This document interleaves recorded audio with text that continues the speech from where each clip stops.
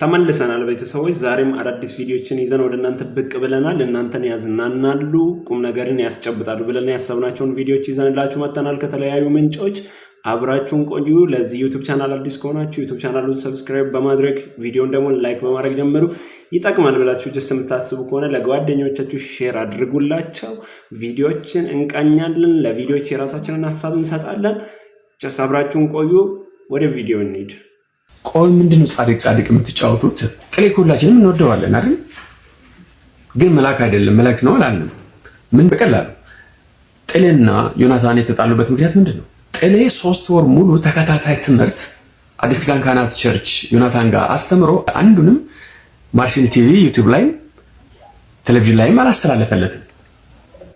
ባይ ዘ ዌይ ይሄን ሀሳብ ከመጀመራችን በፊት እኔ የራሴን ቪዲዮን ጀስት ቀድሜ ስላየሁት ለእናንተ ለማሳየት ነው እዚህ የመጣሁት እንጂ ቪዲዮን ቀድሜ ስላየሁት የራሴን ሀሳብ ላስቀምጥና ቪዲዮን ጨርሳችሁ ተሰሙታላችሁ። እናንተ መጽሐፍ ቅዱስ ሲናገር በዮሐንስ ወንጌል 13ኛው ምዕራፍ ላይ ኢየሱስ ክርስቶስ ለከ የሚያዝበትና አይሁዶች አሳልፈው የሚሰጡበት ጊዜ እንደደረሰ አውቆ የሐዋርያቶችን ወይም የደቀ መዛሙርቶችን እግራቸውን ካጠበ በኋላ ብዙ ነገሮችን ሲያስተምራቸው ታገኛላችሁ። አክቹዋሊ ወደ ታች ወርዳችሁ ስትመለከቱ ግን መጨረሻ ላይ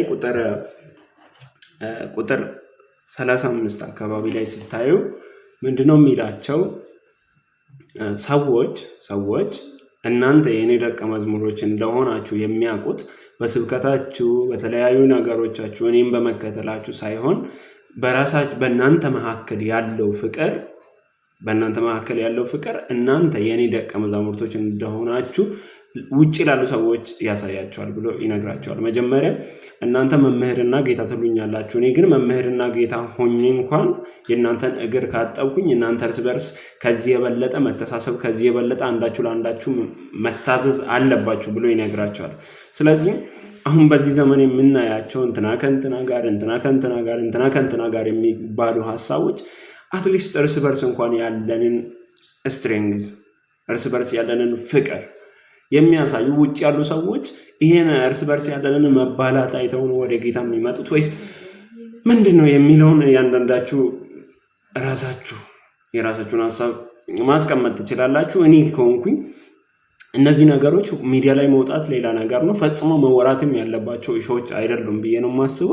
እስኪ ቪዲዮውን እንጨርስና ተጨማሪ ሀሳብ የምንሰጣቸው ሀሳቦች የሚኖሩ ከሆነ ይዤላችሁ እመጣለሁ። አሁንም ለቻናሉ አዲስ ከሆናችሁ ላይክ፣ ሼር በማድረግ አብራችሁን ቆዩ። እንቀጥል። ጥላቸው ይሄ ነው። ዮናታን ከሱ በላይ ሰው እንዲፈምስ ስለማይፈልግ ዩቲዩብ ላይ አልጫንም፣ ቲቪ ላይም አላሳይም። ለምንድን ነው የማታሳየው ብሎ ጥሌ ጠየቀው። አላሳይም አለው። ያቺ የጥላቸው ምን ስናት ነው? ከዛ በኋላ አያወሩም፣ አይናገሩም፣ አይጋገሩም። ይሄ ውሸት ነው። ዮናታን ብዙ አገልጋዮች ኮምፕሌን ያደርጋሉ። እኛ ትጠራለህ፣ ከዛ በኋላ እንድናገለግል ታደርግና ቲቪ ላይ አንድ ቀንም አታሳየንም። ኦኬ፣ እኔ ጄጅ ማድረግ በእርግጥ አልፈልግም።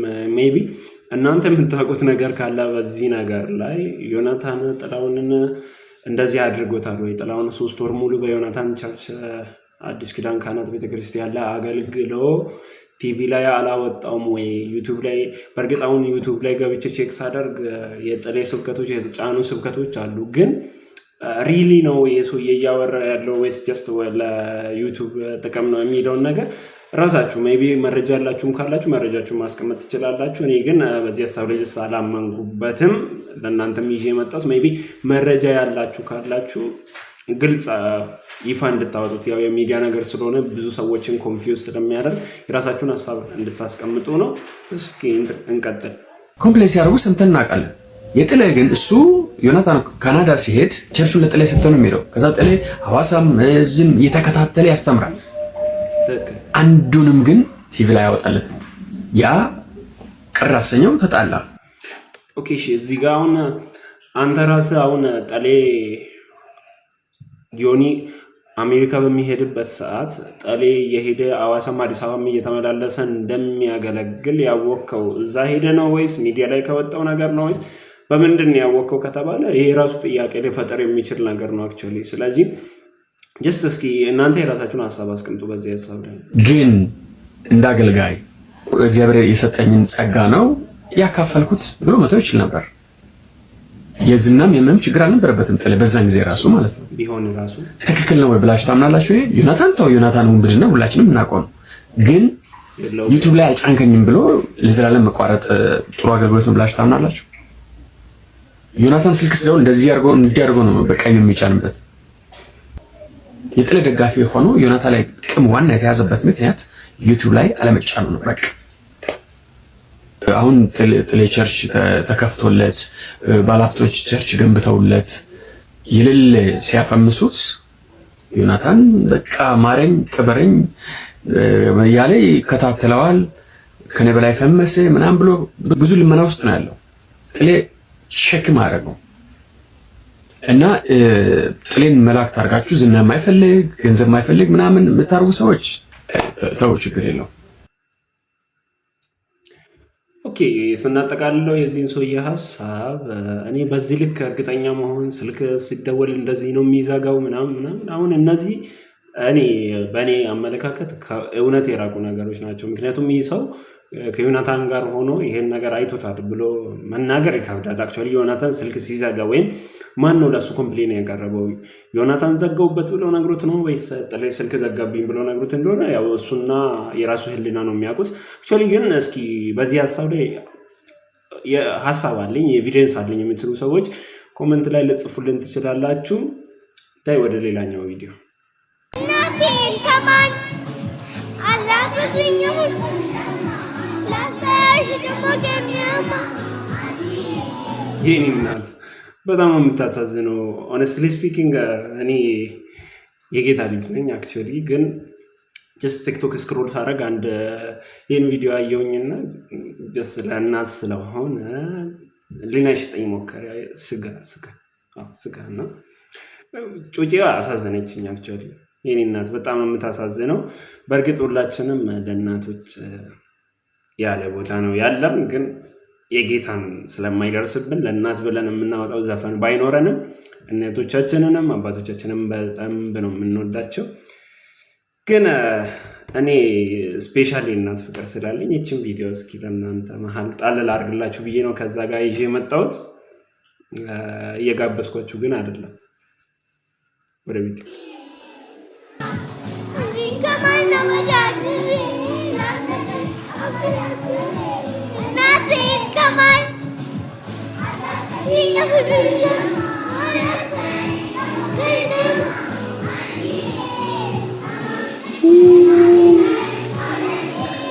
አለቀሰች። ሶፍት የሚሰራ ሰው የለም ወይ?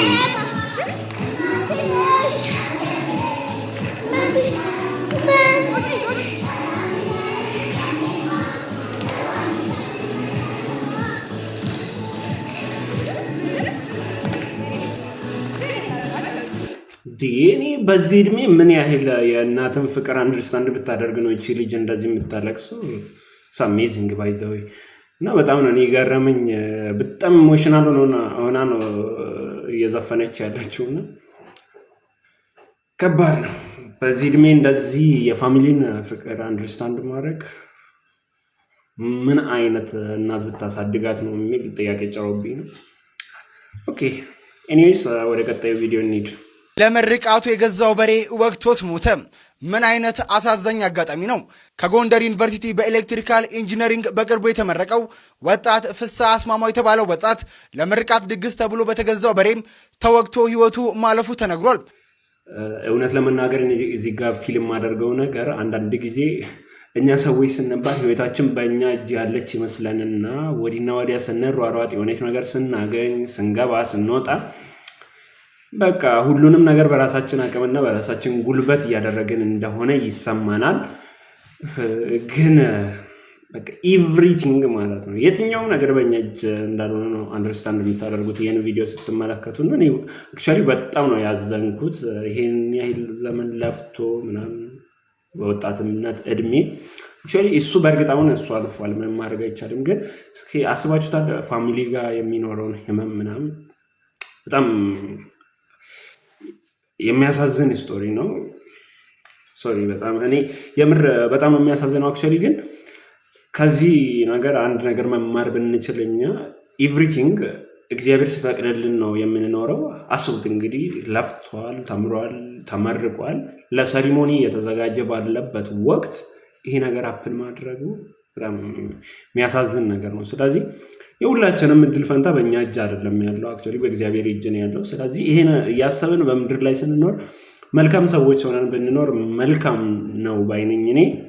በጣም ነው የሚያሳዝነው። ጀስት እስኪ ቪዲዮን እንጨርስና ወደ ቀጣዩ ቪዲዮ። ወጣቱ ከሳምንት በፊት ከተመረቀ በኋላም ደስታውን ከቤተሰቦቹ ጋር ለማክበር ወደ ትውልድ አካባቢው አምርቶ የነበረ ቢሆንም በትናንትናው ዕለት እጅግ አሳዛኝ የተባለ ነገር ተፈጥሯል። ለድግስ የተዘጋጀው በሬም በድንገት ወቅቶት ሕይወቱ እንዳለፈን የተነገረው። የቀብር ስነ ስርዓቱም ዛሬ የተፈጸመ ሲሆን ለቤተሰቦቹና ለወዳጅ ዘመዶቹ በሙሉ መጽናናት እንመኛለን። ነፍስ ይማር፣ የምር ነፍስ ይማር። እግዚአብሔር ያጽናቸው ቤተሰቦቹን። በጣም ነው የሚያሳዝነው። ሲወዲኛውን በዜና በቲክቶክ ላይ ስንሰማ የሆነ በቃ የኛ ታሪክ ስላልሆነ ምንም ብዙ ፊል ላናደርግ እንችላለን። ነገር ግን እስኪ ወደ ራሳችን የታምጥተን ስንመለከተው በጣም ሀርትፉል የሆነ ስቶሪ ነው። እኔ በጣም ነው ያዘንኩት አክቹዋሊ። እና እግዚአብሔር ቤተሰቦቹን ያጽናቸው ነው የሚባለው። ሌላ ነገር በእርግጥ ምንም አይባልም። ቤተሰቦች እንግዲህ የዛሬው ቪዲዮችን የተከታተላችሁትን ይመስላል። እስከዚች ድረስ ተከታትላችሁን ከሆነ ዩቱብ ቻናላችንን ሰብስክራይብ ማድረግ እንዳይረሳ። የተለያዩ ስፒሪቹዋል እና ከመንፈሳዊ ነገር የተገናኙ ኮንቴንቶችን እንደዚህ እየሰራን እናቀርብላችኋለን። ቻናላችንን ከወደዳችሁት ላይክ፣ ሼር፣ ሰብስክራይብ፣ ለጓደኞቻችሁ ደግሞ ሪከመንድ ማድረግ አይረሳ። ኮሜንት ስር ደግሞ እንድሰራ የምትፈልጉትን ነገር ጻፉልን። እንወዳችኋለን። ቸር ሰንብቱ።